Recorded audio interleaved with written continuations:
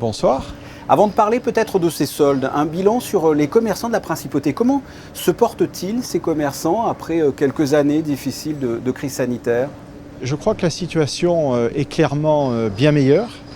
Il faut l'avouer, il y a eu vraiment cette crise du Covid qui a été une période très compliquée, très difficile pour tous les commerçants. Et actuellement, la situation est bien meilleure. Espérons que ça continue et que cet été se passe de façon le plus positive possible pour pouvoir avoir un hiver serein. Les soldes donc ont débuté le 1er juillet. Quelles sont les premières tendances? C'est un début encourageant pour les commerçants? Le début des soldes, on va dire, est moyen. On peut donner plusieurs explications. La première, évidemment, aujourd'hui, il y a une grosse concurrence au niveau de tout ce qui est site internet. La deuxième explication, les soldes sont quand même d'une durée assez longue. Ce qui fait que le début est un peu hésitant, n'est pas terrible pour l'instant. Est-ce qu'il y a des secteurs d'activité qui s'en sortent mieux que d'autres? Évidemment, on peut toujours parler du secteur du textile, du secteur des chaussures, tout ça, qui bien entendu tirent mieux leur épingle du jeu, c'est évident. Mais je vous répète, c'est pas non plus l'euphorie.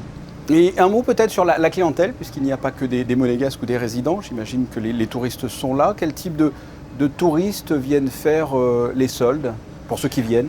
On va refaire un petit retour en arrière. On a eu une période du Grand Prix exceptionnelle avec des gens qui venaient du monde entier. Actuellement, nous avons des touristes qui viennent d'Amérique du Sud. On a beaucoup de Mexicains, on a des Argentins, on a des Brésiliens qui sont actuellement présents en Principauté et qui dépensent vraiment très correctement.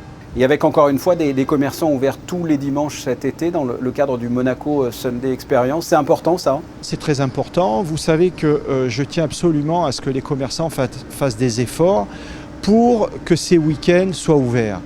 Nous avons des gros week-ends de l'année où aujourd'hui il y a encore des quartiers qui sont fermés les dimanches. On va travailler avec le gouvernement pour que cette situation évolue, qu'on fasse évoluer les habitudes pour faire comprendre à tous ces gens qui sont encore un peu réticents sur ces ouvertures dominicales en cours d'année, eh bien que ça évolue. Mais là déjà c'est très positif, l'élan va être donné, le gouvernement est partenaire avec nous, nous sommes aussi partenaires avec eux pour que cet élan continue et espérons que ce soit positif. Et pour l'instant, donc, c'est une centaine de commerçants ouverts les dimanches. Vous avez d'ailleurs la liste des commerces ouverts sur le site monacosundayexperience.com. Et pour info, les boutiques participant à l'ouverture des dimanches peuvent bénéficier donc, du remboursement des cotisations patronales pour les dimanches travaillés. Carlo, l'application Carlo, partenaire de plus de 400 commerces à Monaco, c'est un plus également pour vous?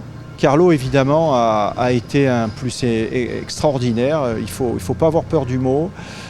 Actuellement, cette appli monégasque, ce donnant-donnant, ce gagnant-gagnant, est un plus évident pour les commerçants et pour les clients qui sont dans les boutiques. C'est très important.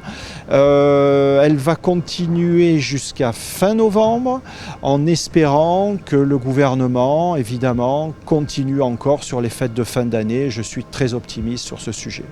Oui, avec des primes données effectivement pour les fonctionnaires à la fin de l'année, Tout à fait. en bon Carlo. Et le gouvernement donc, qui continue à prendre en charge les frais de plateforme qui devraient logiquement être pris en charge par les commerçants. Exactement. Merci Alexandre Pasta. Merci à vous, merci, à bientôt et bon été. Merci également.